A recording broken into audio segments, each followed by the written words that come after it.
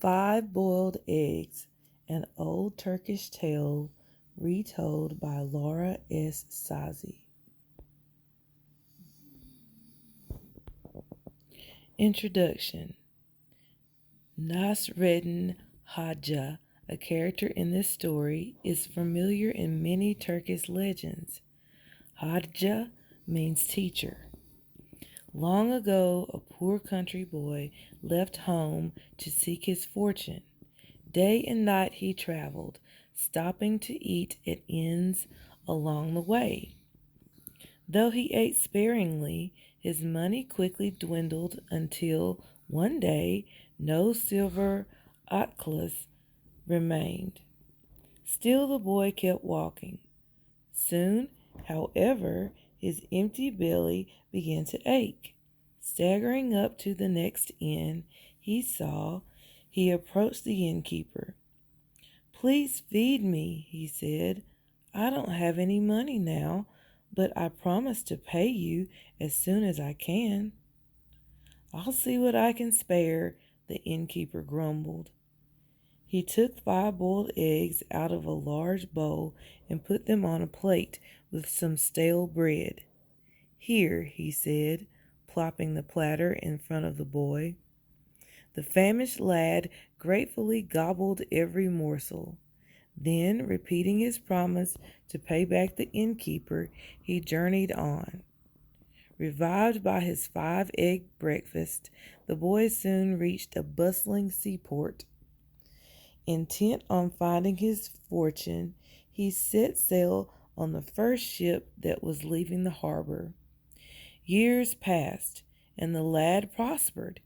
As a sea merchant, he sailed far, stopping in many exotic ports.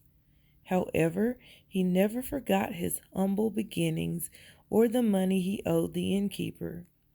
When he finally returned home, he stopped by the old roadside inn.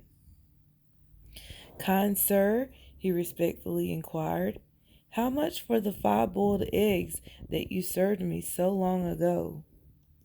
In truth, the innkeeper did not remember him, for this fine-looking fellow looked nothing like the scrawny lad who had begged for food some 10 years before. Still, eager to make a profit, he readily added up the charges.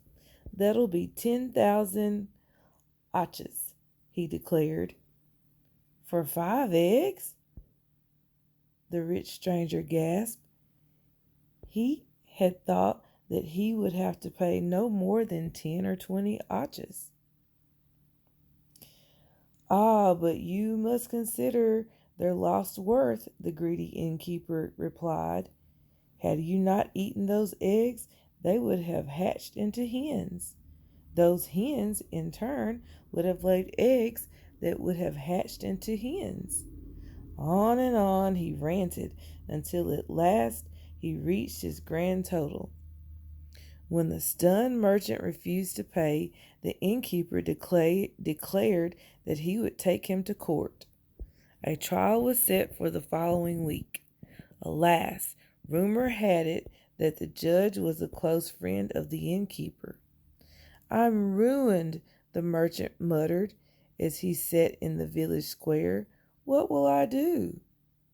At that moment, he was approached by a sturdy little man wearing a white turban and riding a donkey. "Nasreddin Hoxha, at your service," the man said with a friendly nod. "What seems to be the problem?" After hearing the merchant's story, Hoxha announced, "This is your lucky day. It would be my honor to defend you. I have great experience in these matters." "Thank you," the merchant said, amazed at his good fortune. But when the court date finally arrived, Nasreddin Hoxha was nowhere in sight. "Woe is me," mumbled the merchant. "I'll soon be rich," cried the innkeeper. "Where is Hoxha?" demanded the judge, growing angrier by the minute. He was about to render judgment in the innkeeper's favor when Hadja boldly barged in. "Pardon me," he said, panting as he hastily took the witness stand. "I would have been here sooner, but this morning I had the cleverest plan.